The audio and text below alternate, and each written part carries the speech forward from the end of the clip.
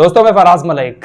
तूफान आ रहा है, पता ही होगा आप लोगों को, क्योंकि मीडिया इस वक्त तूफानी अंदाज में रिपोर्टिंग कर रहा है।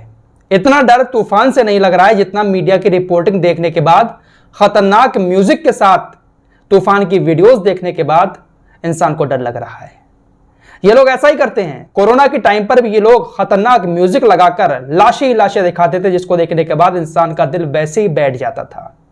अब इस तूफान को लेकर इन लोगों ने तूफान मचा रखा है अपने चैनलों पर। भाग भाग कर, फटाफट, चीख चीख कर तूफान को लेकर खबरें सुना रहे हैं। ये ऐसी खबरें होती हैं जिसको देश की जनता बहुत ध्यान से देखती है, बहुत ध्यान से सुनती है, क्योंकि यहां पर थोड़ा सा डर होता है कहीं हमारे यहां पर तूफान ना आ जाए।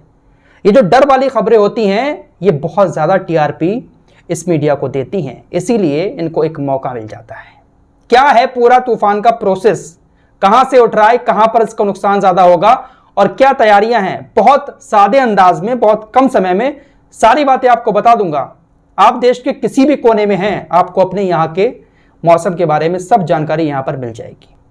लेकिन मीडिया तो ऐसा दिखा रहा है कि भारत पर कयामत आने वाली है, भारत पर बहुत बड़ा महासंकट आ रहा है, भारत कैसे बचेगा, ये होगा वो होगा, पता नहीं कौन कौन से टाइटल के साथ आया है। फिलहाल गुजरात के कच्छ में इसका असर ज्यादा देखने को मिलेगा, लेकिन आपको शुरुआत से बताते हैं। ये जो साइक्लोन आ रहा है बिपरजॉय, ये अरब सागर से उठा है और ये कल यानी 15 जून को गुजरात के कच्छ में आकर टकराएगा। गुजरात के अलावा 9 और राज्यों को अलर्ट कर दिया गया है। वो राज्य कौन कौन से हैं ध्यान से सुनिएगा और इन राज्यों में असर क्या होगा। राज्य हैं महाराष्ट्र, केरल, कर्नाटका, गोवा, तमिलनाडु, दमन और दीव, दादरा और नगर हवेली।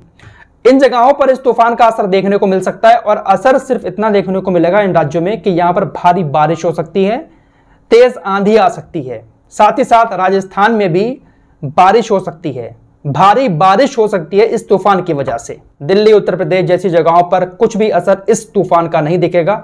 दिल्ली और यूपी में तो भयानक गर्मी पड़ रही है, 40-45 डिग्री गर्मी इस वक्त यहां पर है, तो यहां पर इसका असर कुछ भी नहीं होगा। जिन राज्यों के मैंने नाम लिए हैं यहां पर समुद्री इलाका है, तो जहां जहां पर समुद्री इलाका है वहां पर इसका असर देखने को मिलेगा। भारी बारिश हो सकती है। जैसे जैसे ये तूफान गुजरात के तटीय क्षेत्रों की तरफ बढ़ रहा है, मौसम लगातार बिगड़ रहा है और बारिश शुरू हो चुकी है कई जगहों पर गुजरात में। इसका सबसे ज्यादा असर जो होगा वो कच्छ और द्वारिका इलाके में देखने को मिलेगा। गुजरात के कच्छ, द्वारिका, पोरबंदर, जामनगर, मोरबी, राजकोट और जूनागढ़, यहां सबसे ज्यादा नुकसान की आशंका बताई जा रही है, जिसके चलते हुए आसपास के जो गांव हैं उनको खाली करा दिया गया है। प्रशासन, एनडीआरएफ समेत कई तरह की टीमें वहां पर मौजूद हैं, क्योंकि इस आपदा के बारे में पहले से पता है। कोई आपदा, कोई परेशानी हमारी तरफ आ रही है और उसकी पल पल की अपडेट अगर हमारे पास है तो उससे निपटा जा सकता है, और इसी के लिए सारी टीमें तैयार हैं। आसपास के सभी गांव वालों को गांव से निकाल दिया गया है। द्वारका जिले में सभी स्कूलों को 15 जून तक के लिए बंद कर दिया गया है, क्योंकि 15 जून को ये टकराएगा आकर, तो उसके बाद इसकी रफ्तार धीमी पड़ जाएगी। और ये कोई पहला साइक्लोन नहीं है, इससे पहले भी बहुत सारे ऐसे चक्रवर्ती तूफान आए हैं और आते ही रहते हैं। साल में बहुत सारे तूफान आते हैं। असर देखने को यह मिलता है कि बहुत सारे इलाकों में बाढ़ आ जाती है, तो हो सकता है कि गुजरात के तटीय क्षेत्रों में भारी बारिश होने की वजह से बाढ़ जैसे हालात पैदा हो जाएं। कौन कौन से राज्यों में, कौन कौन से जिलों में इस तूफान का असर देखने को मिलेगा, उनके सारे नाम मैंने आप लोगों को बता दिए हैं। बाकी देश के आप किसी भी कोने में हैं, घबराने की कोई जरूरत नहीं है। मौसम ऐसा है कि आंधी तूफान तो आते ही है। इस मौसम में आंधी आती है, बारिश आती है। इस तूफान का असर भी यही होगा आसपास के जिलों में, आसपास के राज्यों में, कि बहुत तेज हवा चल सकती है, बहुत तेज बारिश हो सकती है।